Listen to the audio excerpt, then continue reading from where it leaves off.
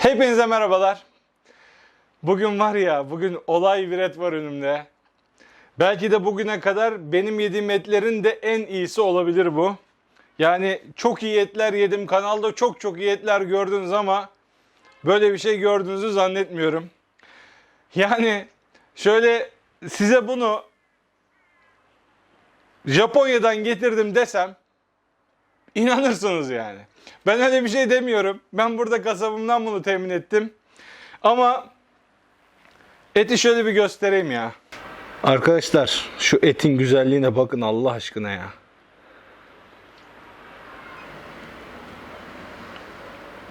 Gerçekten böyle bir et yok. Ben bugüne kadar bu kadar iyisini yemedim.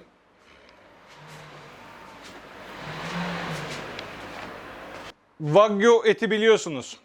Japonların meşhur eti. Aslında bir Amerikan Wagyu var, bir Avustralya Wagyu'su var, bir de Japon Wagyu'su var. Japon Wagyu bu işin zirvesi. Yani şu Avustralyan Wagyu'da öyle tahmin ediyorum. Onlarda bu yağ oranları belli skorlarla belirleniyor. Yani bunu bilmiyorum ama herhalde Avustralya Wagyu'sunda 7. seviye falandır yani. Öyle tahmin ediyorum. Wagyu'da da internetten baktım. Daha önce Wagyu'yu çok biliyormuş gibi değil ama hani internette şöyle merakımdan bir kıyas yaptım. Aşağı yukarı Wagyu'da da A3 A4 arası bir et. Şimdi bu etle alakalı Instagram'da bir anket yaptım ne yapayım diye. Yani insan yemeğe kıyamıyor. Çiğ çiğ yenilse yiyeceğim vallahi. Yani o kadar insanın iştahını açıyor. Ne yapalım dedik. Bir arkadaş demiş ki abi bu eti Japonların yaptığı gibi yapar mısın? Ya Japonlar ne yapıyor? Onların böyle teppanyaki diye bir sistemleri var. Teppenyaki'de şöyle bir masa düşünün. Olduğu gibi bu ısıtmalı. Öyle tahmin ediyorum inox malzemeden. Bunları böyle çok incecik dilimler halinde kesiyorlar. Ateşe gösterip alıyorlar arkadaşlar. Şimdi ben bunu nasıl yapabilirim diye düşünürken bizim Gurus'un daha önceden bana denemem için yolladığı deflektörler vardı. Onlardan bir tanesi bu işe uygun olabilir diye düşünüyorum. Onu bir mangalda deneyeceğim. Bugün bu şekilde pişirmeyi deneyeceğiz bu eti. İsterseniz baştan mangalı ayarlayalım, sonra ete geri dönelim.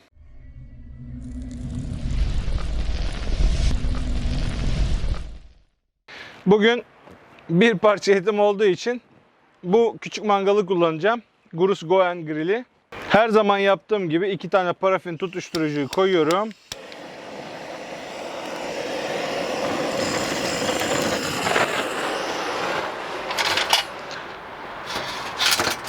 Bacayı da üzerine bırakıyorum. Yaklaşık bir 25 dakika kadar sürer bunun tamamen kor olması. Şimdi bırakalım bu yansın. Yaklaşık 20 dakika 25 dakika kadar oldu. Gördüğünüz gibi bütün kova tamamen kor oldu.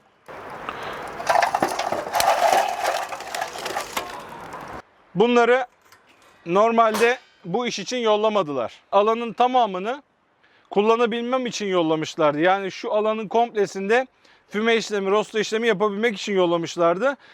Birkaç model yolladılar test için. Bunda delik yok. Bu da bana aynı o teppenyaki'yi anımsattı. Aynı bunun gibi paslanmaz çelikten bir yüzey. Şimdi ince bir saç olduğu için de hem de ateşe bakın iyicene yanaştırdık burada. Bu hemen saniyeler içerisinde bakın zaten dumanı tütmeye başladı. Şimdi etlerimizi bu iyice kızana kadar dursun. Biz de bu arada etlerimizi dilimleyelim. Et de gerçekten bakın. Şuraya bir bakın ya. Yani gerçekten şöyle elinizle ellediğiniz zaman eliniz bile yağ oluyor yani. Böyle bir et. Vallahi kıyamıyorum ama sonuçta yiyeceğiz. Şimdi bunu bu şekilde şöyle göstereyim size. Bu şekilde ince dilimler şeklinde yapıyorlar. Benim gördüğüm kadarıyla.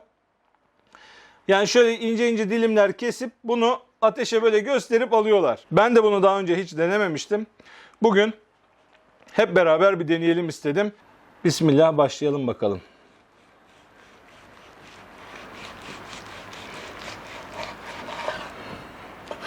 Of. Şuraya bak ya. Et fena.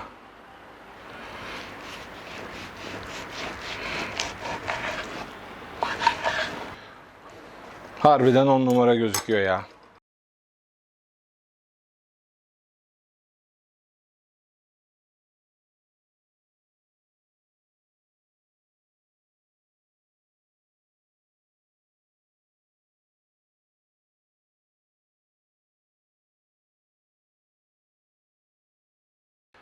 Çok güzel gözüküyorlar ya.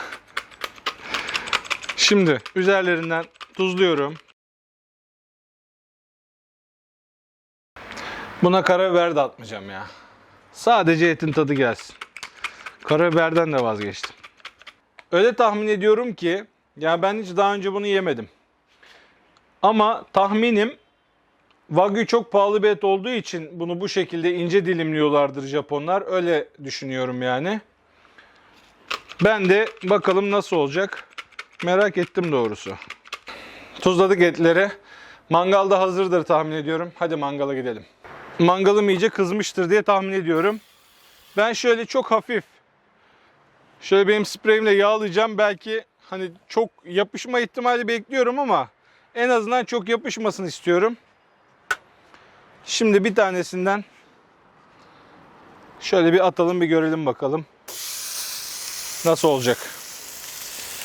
Bu ilkini test yapıyorum. Etlerin hepsini atıp da riske atamam. Arkadaşlar bakın. Şöyle etin yanlarından şu an renk değişmeye hemen başladı. Biraz daha dursun. Çok fazla pişirmeyeceğiz bunu. Evet, şöyle gayet güzel olduk.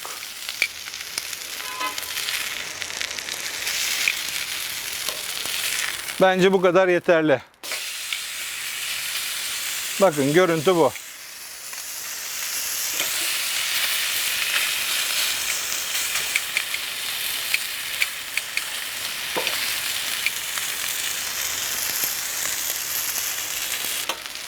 Şöyle bakalım. Bu taraf biraz yapıştı. Heh. Şu an iyi gibi. Biraz daha dursun, tamamdır. Evet arkadaşlar, bu kadarı bizim için yeterli. Şöyle bakın. Ya etin resmen suları akıyor ya. Şimdi sistem tamam bence. Bu arada bakın kendi yağını bile saldı buraya. Görebiliyor musunuz bilmiyorum ama etin kendi yağı bile aktı. Şimdi hemen ikinci parçayı koyuyorum.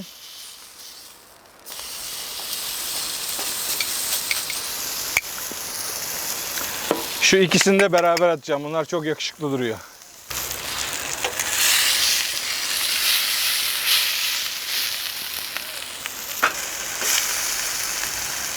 Evet arkadaşlar, bu kadar yeterli. Şöyle gördüğünüz gibi et sulu sulu.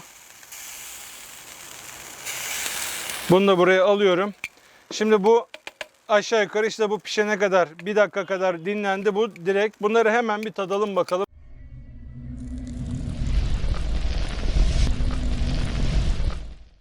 Tahtanın bu tarafını çiğ et, bu tarafını pişmiş et koydum. Şu an öteki tahtamı bulamadım. Şöyle hemen. Vay vay vay vay. Şunu da hemen bir dilimleyelim. Bu kadar ince eti dinlendirme ihtiyacı yok. Şimdi şöyle bir tadına bakalım.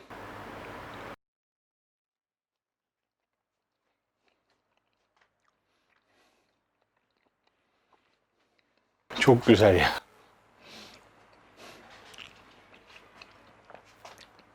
Gerçekten az pişmiş bir et. Ben sevdiğim için hiç sıkıntı yok. Ama ya nasıl diyeyim ya, bak. Şu an dudaklarım, ağzım yemin ediyorum böyle etin yağıyla doldu. Harbiden çok iyi ya. Bir tane de şundan bir tadayım şöyle. Bu da bu şekilde pişti. Müsaadenizle bunu da tadayım.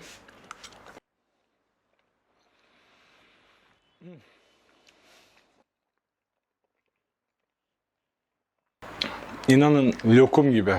Yani ağızda eriyor demek tam olarak bu. Yani o kadar güzel ki.